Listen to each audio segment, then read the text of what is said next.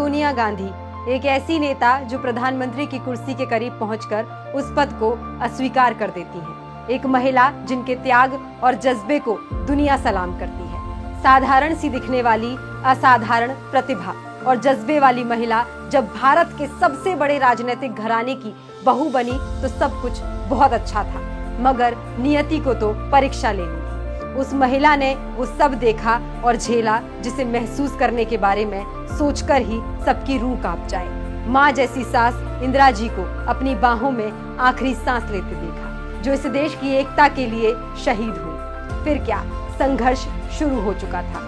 इंदिरा जी को खोने का गम अभी तक कम ही हुआ था कि राजीव जी भी देश के लिए शहीद हो गए। सोनिया जी ने अपने पति को खून से लथपथ देखा, बच्चों के लिए राजनीति से दूरी बना ली, मगर किस्मत को कुछ और ही मंजूर था।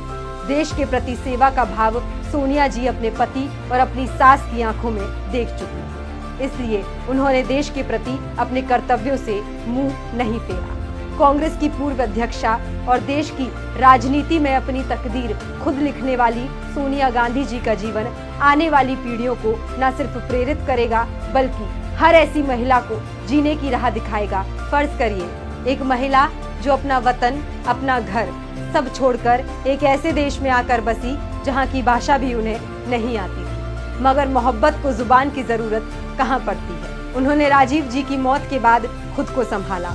उन्होंने कैम्ब्रिज के कैंटीन में जिस भारतीय नौजवान को पसंद किया था वो अब उनके साथ नहीं था, मगर उनका साथ दिया करोड़ों लोगों ने, जिन्होंने उन्हें इतना प्यार दिया कि जनता उन्हें अपना मानने लगी। राजीव गांधी और इंदिरा गांधी की हत्या के बाद परिवार की एक विरासत थी कांग्रेस हिंदुस्तान की परंपरा और सद्भाव को रफ्तार देने वाली एकमात्र पार्टी थी, जिसमें जान फूंकने के लिए अब मजबूत नेतृत्व की आवश्यकता थी। यही एकमात्र कारण था कि सालों तक सार्वजनिक जीवन से दूर रहने के बाद सोनिया जी को महसूस हुआ कि वो राजनीति में न आकर बड़ी गलती कर रही हैं। उन्होंने इंदिरा जी के मजबूत इरादों को थामा, राजीव जी के सपनों की लंबरदार बनी और भारतीय राष्ट्रीय कांग्रेस में शामिल हो गई। अब सोनिया गांधी के हाथ में पार्टी की कमान थी। ये वो समय था जब विपक्षी पार्टियां कह रही थी कि कांग्रेस अब खत्म हो गई है। साल 1999 में हुए लोकसभा चुनाव में सोनिया गांधी जी ने कर्नाटक के बेल्लारी और उत्तर प्रदेश की अमेठी से पर्चा भरा। 1999 में जब अटल बिहारी वाजपेयी के नेतृत्व में भाजपा के नेतृत्व वाली एनडीए ने सरकार बनाई तो सोनिया गांधी लोकसभा में विपक्ष की नेता चुनी गई। अब 2004 का साल आ चुका था। देश में लोकसभा चुनाव होने थे। एक ओर अटल बिहारी वाजपेयी अपना कार्यकाल पूरा करने के बाद चुनावी मैदान में थे, तो उनके सामने सोनिया गांधी जी के चेहरे पर कांग्रेस चुनाव में उतर चुकी थी। 2004 के आम चुनाव में पार्टी ने शाइनिंग इंडिया और फील गुड का नारा दिया, लेकिन इस चुनाव में तो सोनिया जी ने इतिहास रच दिया। चुनावी नतीजे आने के बाद 145 सीटें पाकर कांग्रेस सबसे बड़ी पार्टी बनकर उभरी। सोनिया गांधी जी ने अटल आडवाणी को चारों खाने चित कर दिया था। 18 मई 2004 की तारीख थी। यूपीए के सभी घटक दलों को भरोसे में लेने के बाद सोनिया गांधी मनमोहन सिंह को लेकर राष्ट्रपति भवन के दफ्तर पहुंचती हैं।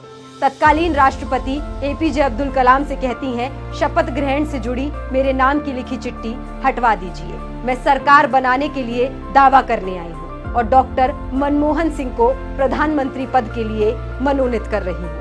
मनमोहन सिंह देश के प्रधानमंत्री बन चुके थे। मनमोहन सिंह सरकार के जन कल्याणकारी फैसलों के पीछे सोनिया गांधी मजबूती से खड़ी थी। यूपीए काल के दौरान रोजगार और काम का अधिकार, शिक्षा का अधिकार, सूचना का अधिकार, भोजन का अधिकार, आदिवासियों को वन पट्टे यानी जमीन का अधिकार, NRHM यानी स्वास्थ्य का अधिकार मुहैया करवाया गया। इसके अलावा महिलाओं को 33% आरक्षण भी कांग्रेस और सोनिया जी की ही देन है। सोनिया जी का जीवन तमाम उतार चढ़ाव के बावजूद आने वाली पीढ़ियों के लिए एक आदर्श है। सोनिया जी के जन्मदिन पर पूरा देश उनकी लंबी जिंदगी की प्रार्थना कर रहा है, उनके साहस और जज्बे को सलाम कर रहा है।